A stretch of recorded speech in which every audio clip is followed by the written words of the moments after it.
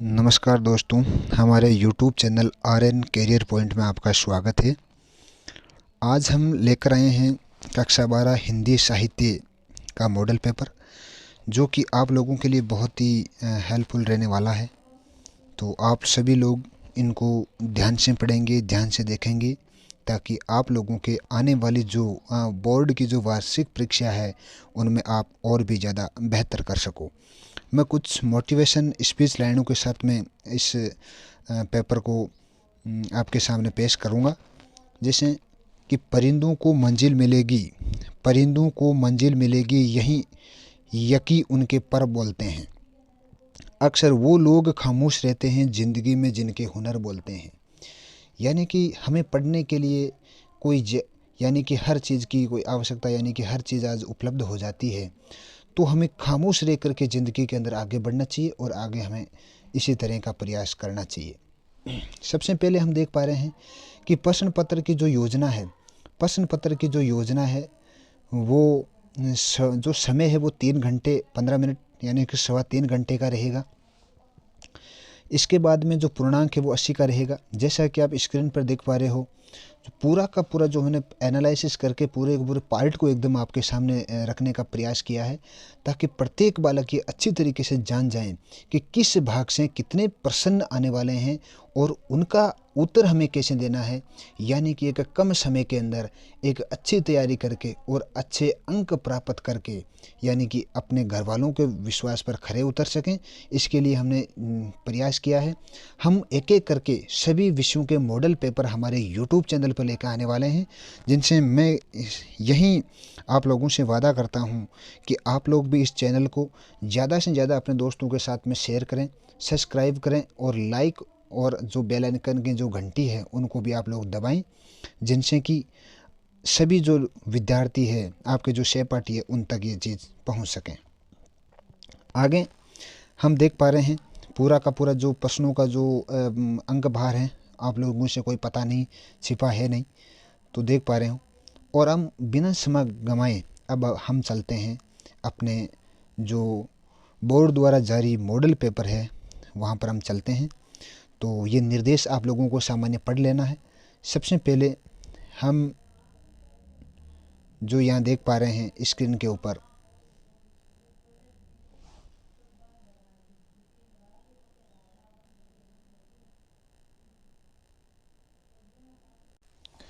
तो आगे हम चलते हैं। जैसे प्रश्न नंबर 1 है, प्रश्न नंबर 1 है कि बालक बच गया अध्याय में बालक ने इनाम में क्या मांगा। तो क्या मांगा था, सीधा मैं उत्तर पर चलता हूँ। आप लोगों को और भी ज़्यादा अपने किताबों के माध्यम से अपने मॉडल पेपर को आप, यानी कि प्रत्येक मॉडल पेपर को आप पढ़ लीजिएगा। मैं ये आप वादे के साथ में कह सकता हूँ कि आपके 90% यानी कि 90 से ज़्यादा प्रत्येक विषय में बनने वाले हैं। तो इसमें लड्डू हो गया। सौंदिया कहानी किस प्रकार की कहानी है। सौंदिया जो कहानी है वो किस प्रकार की कहानी है, ये एक आंचलिक कहानी है। मैंने देखा एक बूंद कविता, कविता में कवि ने बूंद को किस विशेषता को बताया गया है। तो किस विशेषता को बताया गया है, तो यहाँ दिया गया क्षणभंगुरता। क्षणभंगुरता का मतलब होता है कोई कम समय के अंदर किसी का गायब हो जाना। बहारे मासी, बहारे मासा जायसी की रचना का अंश है। तो ये है आपके पद्मावत का, यानी कि बहारे मासा जिसको मूल यानी कि जायसी है, वो पद्मावत के लेख पद्मावत ने लिखा है। सूरदास की झोंपड़ी में किस वर्ग की व्यवस्था का अंकन किया गया है। सूरदास की झोंपड़ी के अंदर दलित और शोषित वर्ग का यानी कि अंकित किया गया है। अपना मालवा पाठ किस समस्या की ओर इंगित करता है। अपना जो मालवा है वो किसकी ओर अंकित करता है, वो है जल एवं पर्यावरण की ओर। आ गए हैं, कमल को पत्र कहते हैं, कमल को पत्र कहते हैं। तो ये आ जाएगा पुरइन, इसका उत्तर क्या हो जाएगा, पुरइन हो जाएगा। डग डग रोटी पग पग नीर किस धरती को कहा गया है। तो किस धरती को कहा गया है, मालवा। नाटक की सबसे ज़रूरत और सशक्त अंग है जिनके माध्यम से कथा की गति बनी रहती है। 9th जो नंबर का उत्तर है उसका उत्तर है संवाद। संवाद के अंदर क्या होता है कि एक सही अगर संवाद है तो सुनने वाले को और भी ज़्यादा अगर मज़ा आता है, तो वो यानी कि ज़्यादा समय तक वो बैठे रह करके वो आराम से उस संवाद को सुनता है। 10 नंबर है समाचार लेखन के कंकार होते हैं। समाचार लेखन में कितने प्रकार के कंकार होते हैं? तो यहाँ पर जो उत्तर होगा वो होगा 6 प्रकार के। और अगला जो क्वेश्चन है वो किस अखबार की अपनी आवाज़, यानी कि किसी अखबार की अपनी आवाज़ किसे माना जाता है? तो ये उत्तर होगा आपके डेस्क, यानी ये उत्तर होगा संपादकीय। ये उत्तर क्या होगा? संपादकीय उत्तर होगा। संवाददाताओं के बीच काम के विभाजन को मीडिया की भाषा में क्या कहते हैं? तो उसको बीट कहते हैं। उसको क्या कहते हैं? बीट कहते हैं। ये अच्छी तरीके से आपको ग्रामर के अंदर अच्छी तरीके से बताया गया है, और भी ज़्यादा आप बेहतर तरीके से पढ़ सकते हो। आगे देखो, रिक्त स्थानों की पूर्ति वाले भी प्रश्न आपके मॉडल पेपर में हर एक कंटेंट यहाँ पर दिया गया है, जिनके माध्यम से आप लोग और भी ज़्यादा बेहतर तैयारी कर सकते हो।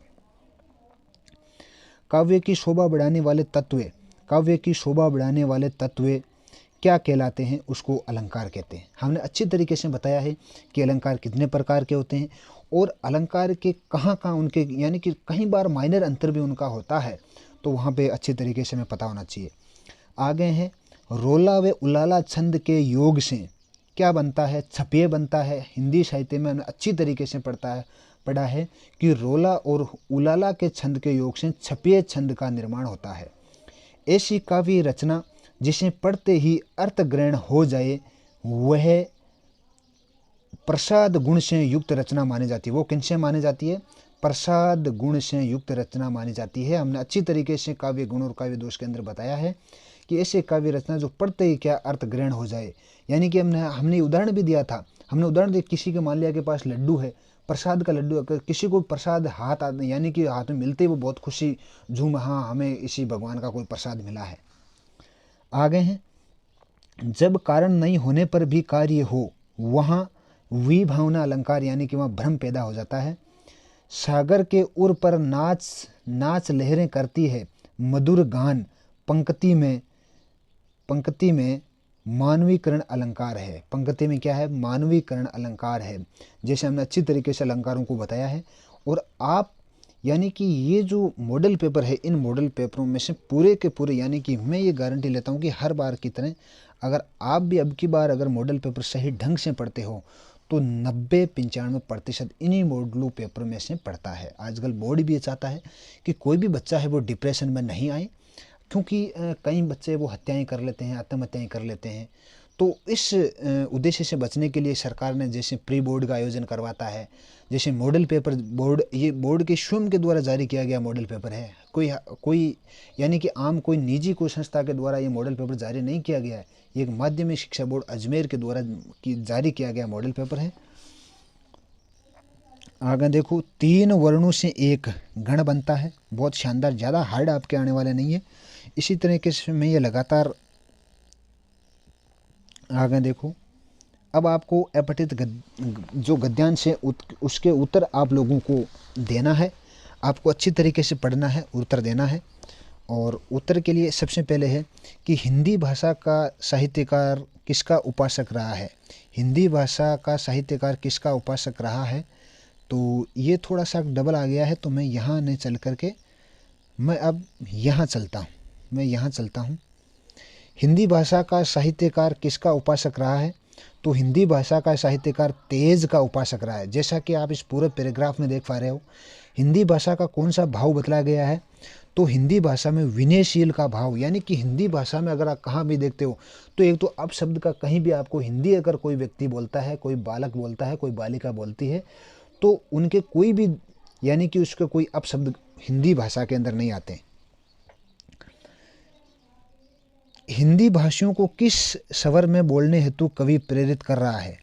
तो तीसरा के अंदर जैसा कि उत्तर दे रखा है कि हिंदी भाषियों को सत्य स्थापना के स्वर में बोलने हेतु कवि प्रेरित कर रहा है। नंबर 4 है कौन सा पद हिंदी के लिए छोटा माना जाता है?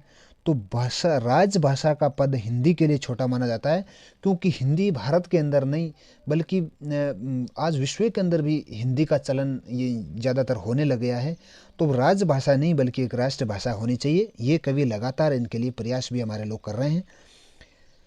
नंबर 5 जो 4 है वो है कि हिंदी भाषा को किस रूप में बनी रहना चाहती है। तो हिंदी जो है वो हिंदी भाषा राष्ट्र या राजभाषा के रूप में बनी रहना चाहती है। प्रस्तुत गद्यांश का उचित शीर्षक भी हमें लिखना है, हिंदी भाषा या राजभाषा का महत्व। ये हमारे जो हिंदी भाषा है उनका क्या है।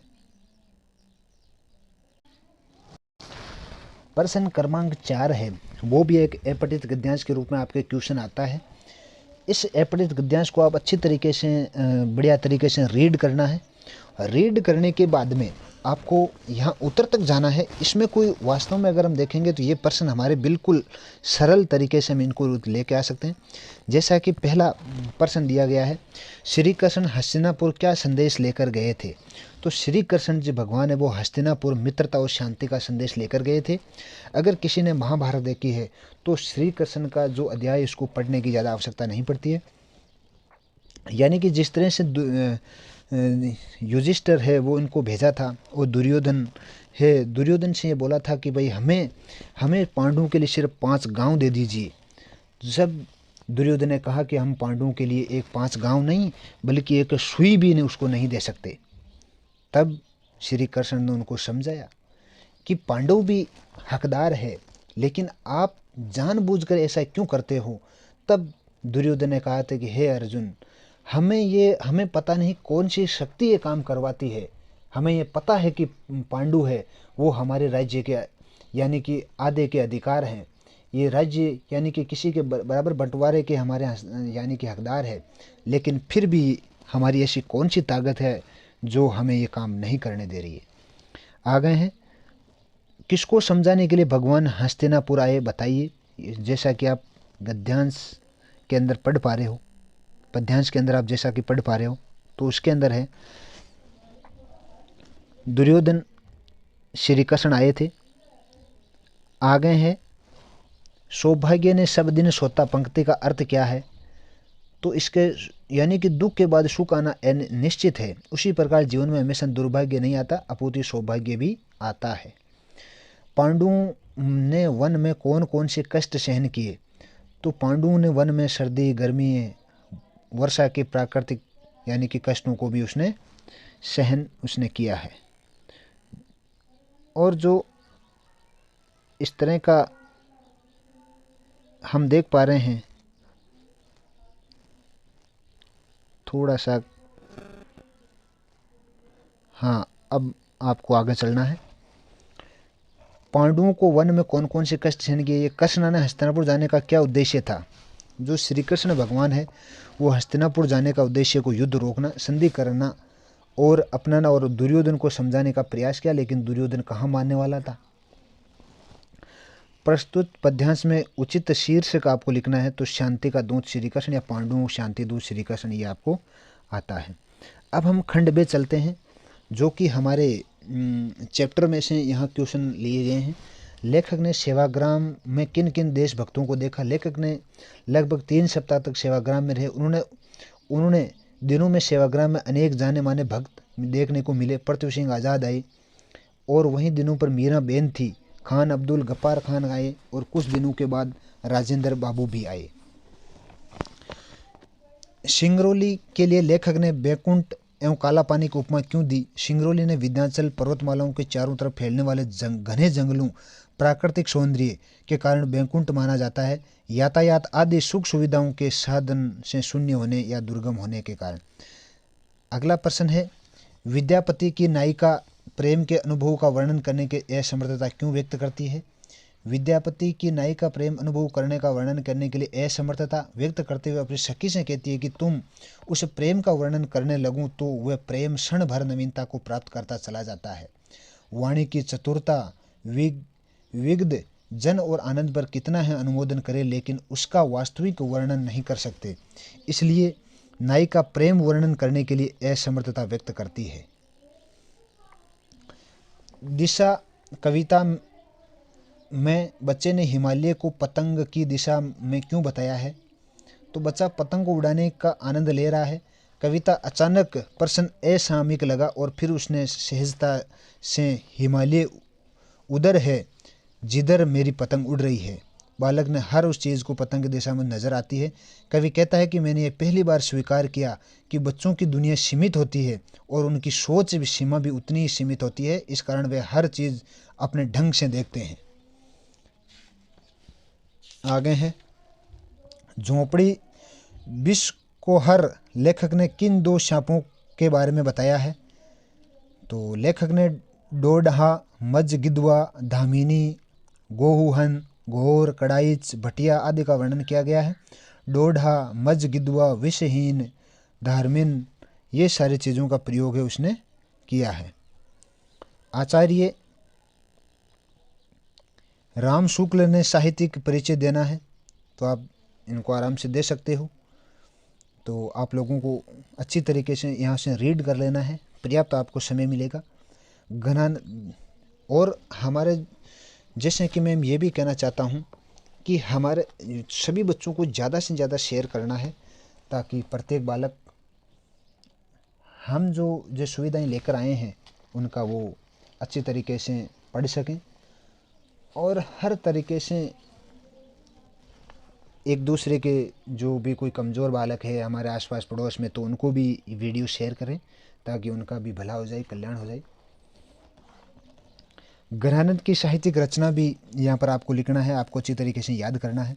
खंड 6 के अंदर है कि आज मनुष्य का प्रकृति से रिश्ता टूट गया। वसंत आया कविता के आधार पर अपने शब्दों में लिखना है कि वसंत आया कविता, देखो कितनी अच्छी कविता वसंत आया। और ये जो पर्सन है यानी कि मोस्ट इम्पोर्टेंट पर्सन यहाँ पर बन जाता है, जैसा कि हम देख पा रहे हैं। और कार्नेल या गीत कविता के मूल तथ्य ये भी आपको स्पष्ट करना है ना। तो यहाँ पर आगे ले चलता हूँ मैं कि घड़ी के पुर्जे कहानी की मूल संवेदना भी आप लोगों को लिखना है कि घड़ी के पुर्जे कहानी की मूल संवेदना यह है कि धर्मोपदेश प्राय कहते हैं कि धर्म का रहस्य जानने की चेष्टा मत करो, केवल हमारी ध्यान से सुनो। इस कथन का समर्थ वे घड़ी का उदाहरण देते हैं और समय जान लो, परंतु घड़ी के पुर्जे खोलने और जोड़ने की कोशिश मत करो, क्योंकि ये काम घड़ी साज का है, परंतु धर्म का मूल रहस्य जानने का अधिकार सभी का है। उसका रहस्य आम आदमी का ज्ञात होना चाहिए, अर्थात धर्म की गुण रहस्य अर्थात धर्म उपदेशक तक ही सीमित न रहे, बल्कि जल सामान्य को भी उनके गहरे अर्थों को समझाने का अधिकार मिलना चाहिए। तो कवि भी इसके अंदर बहुत कुछ बातें कहता है। आगे है कि भीड़ लड़के ने दिल्ली में भी देखी थी, लेकिन उस भीड़ का अंदाज़ा निराला था। दूसरा, देववास कहानी के आधार पर दिल्ली और गंगा के तट पर भीड़ का अंतर आप लोगों को समझाना है। हमेशा उत्तर लिखते समय बढ़िया तरीके से प्रश्न क्रमांक लिखें और प्रश्न क्रमांक लिखने के बाद अच्छी तरीके से मान लिया कि उनके बढ़िया तरीके से उत्तर लिखना है, राइटिंग में लिखना है, ताकि एग्जामिनर पर्यवेक्षक जब भी आपकी कॉपी को जांच करे तो उनको मज़ा आए कि वास्तव में अगले ने उत्तर दिया है। भले ही वो अगर थोड़ा बहुत अगर गलत है तो वो आपको पूरा उत्तर देने यानी कि नंबर देने का प्रयास करेगा। नदियों को सदा नीरा रहना, जीवन में स्रोत का सदैव जीवित रहना कथन का समर्थ में अपने शब्दों में विचार लिखना है। अपने मालवा खाऊ सभ्यता लेखक ने इस बात का दुख है कि हाथी पाला, चंद्र भामा, शिवप्रिया, चंबल, गंभीर, पार्वती, काली सिंध, चोरल आदि नदियों के पहले जल से लबालब रही। उन क्षेत्रों में हरियाली छाई रहती है और धन धान्य से युक्त क्षेत्र रहता है, किंतु अब उनसे जल नहीं। नदियों को सदा नीरा न रहने के कारण मानव जीवन दुर्भर हो जाता है, क्योंकि जल ही जीवन है और इसके अतिरिक्त औद्योगिक क्षेत्रों के विकास में इनके अवशिष्ट पदार्थों को उन्हें बहाया जा रहा है, उसमें बचा शेष जल भी दूषित हो रहा है। सूरदास की झोंपड़ी के पाठ के आधार पर सूरदास अपने व्यक्तित्व को अपने विचार लिखना है। ये भी बहुत अच्छा यहाँ पर दिया गया है, ये भी आपके याद करने लायक है। तो आपको अच्छी तरीके से इनको रीड करना है, अच्छी तरीके से मनन करना है। और एक पढ़ने का तरीका ये भी है कि जहाँ भी अगर आप बैठ के पढ़ते हो तो वहाँ अच्छी तरीके से मनन करके पढ़िए, ताकि आप लोगों का बेहतर रिजल्ट आए। निम्नलिखित गद्यांश के सप्रसंग वाक्य, जैसा कि आप जानते हो कि सप्रसंग वाक्य और विशेष 3 चीज़ें आपको अच्छी तरीके से माइंड में होनी चाहिए। अगर उनका सही, अगर मान लिया कि कई बार ऐसा आता है कि हमें नहीं आता, लेकिन फिर भी अगर इसको लाइन को बढ़िया जोड़ तोड़ कर लिखते हैं, तो मैं गारंटी लेता हूं कि अगर जो पर्सन अगर 5 नंबर का है तो वो 3 या 4 नंबर वो 100% देगा। लेकिन लिखने का तरीका बहुत शानदार होना चाहिए, अच्छा होना चाहिए, जिनसे कि कॉपी जांचने वाले को और नंबर देने वाला भी ये सोचे कि यार इनको इतना नंबर तो देना ही पड़ेगा। आगे हम चलते हैं कि जैसे कि मैं इस पर्सन को ये भी बता रहा था कि अच्छे आपको लिखना है, तो जैसे कि ये कैसे आपका, आप अगर आप अच्छा लिखोगे तो आपका कैसे मान रखेगा कि राम रामा श्यामा शू मान करा श्यापा शू करा समान, अतिथि देवो भव भारत बोले तुम्हारो रंगीलो राजस्थान। तो इसके अंदर भी आगे है, देखो जैसे सुविशेष के अंदर भी आपको 2-3 लाइन लिखना है, अथवा के अंदर भी है तो आप वो भी आप कर सकते हो, जैसा कि आप देख पा रहे हो, है ना। तो अच्छी तरीके से एनालिसिस करके, अच्छी तरीके से रीड करके आप लोगों को पढ़ना है, जैसा कि हमने बताया है कि रामा श्यामा शू मान करा श्यापा शू करा समान, क्योंकि आपा भी अगर पर्सन को अगर सही समान करा तो आपा ने भी आगे नंबर देवड़ कोई भी अगर पर्यवेक्षक है तो आपनों भी समान कर सी कि भाई अगर बच्चे ने अच्छा लिखा है तो हमें कम से कम उनके 80-70% नंबर तो उनके दिए जाए। आगे हैं निम्नलिखित पद्यांश को सप्रसंग व्याख्या भी आपको करनी है, जैसा कि ये वो गद्यांश था, ये पद्यांश है, तो इसके अंदर भी आपको अच्छी तरीके से रीड करना है, एनालिसिस करना है और अच्छी तरीके से आपको पढ़ने का प्रयास करना है। ये आपको समझाने की ज़रूरत नहीं होनी चाहिए, क्योंकि आप लोग भी स्वयं इतने समझदार हो कि इनको कहाँ कहाँ कैसे कैसे उनको सेट करना है, कहाँ कहाँ उनको लिखना है, तो ये सारी चीज़ें आप कर सकते हो। मैं आराम से स्क्रीन को लेके जा रहा हूँ, आराम से आप पढ़ने का प्रयास किए। वीडियो को रोक रोक के पढ़ सकते हो, वीडियो को वापस रिवाइज़ कभी भी पढ़ सकते हो, मोबाइल के अंदर स्टोर यानी कि आप सेव भी कर सकते हो। अब आता है कि निम्नलिखित विषयों पर किसी एक विषय पर आपको निबंध लिखना है, जैसे आत्मनिर्भर भारत है, आतंकवाद वैश्विक समस्या भी बहुत ज़बरदस्त है, जैसे जम्मू कश्मीर में वर्तमान शिक्षा प्रणाली, ये बहुत इम्पोर्टेंट है। वर्तमान जो शिक्षा प्रणाली है ये बहुत इम्पोर्टेंट है, ये बहुत इम्पोर्टेंट है, ये आप लोगों को अच्छी तरीके से आना चाहिए।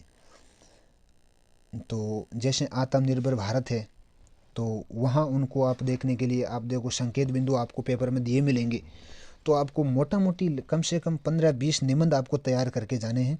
अगर मान लिया कि भाई कभी कभार ऐसा होता है कि मान लिया कि हमने 20 निबंध तैयार किए हैं, 20 में अगर हमें कुछ पढ़े हुए में से नहीं आए तो हम क्या करते हैं, इस पॉइंट के आधार पर कुछ चीज़ें वहाँ पर लिख सकते हैं। मैं स्क्रीन को धीरे धीरे चला रहा हूँ और जिनसे कि आप आराम से इनको देख सकते हो, रोक करके आराम से पढ़ सकते हो।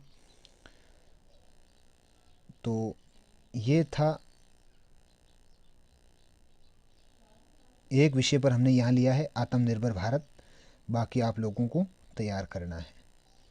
तो ये थी आज की हमारी क्लास। सभी बच्चों से हमें निवेदन रहेगा कि ज़्यादा से ज़्यादा इस क्लास को शेयर करें और ज़्यादा से अच्छी तरीके से एनालिसिस करके इन चीज़ों को पढ़ें और मनन करके पढ़ें कम से कम, क्योंकि अब आपके पास समय बहुत कम है और समय का उपयोग आप ही लोगों का कर सकते हो, आप लोगों के हाथ में है। तो इनको अच्छे तरीके से रीड करें और अपने मनन करें, अच्छी तरीके से पढ़ करके अच्छे अंक प्राप्त करें। मैं यही आप लोगों से कहना चाहता हूँ। जय हिंद, धन्यवाद।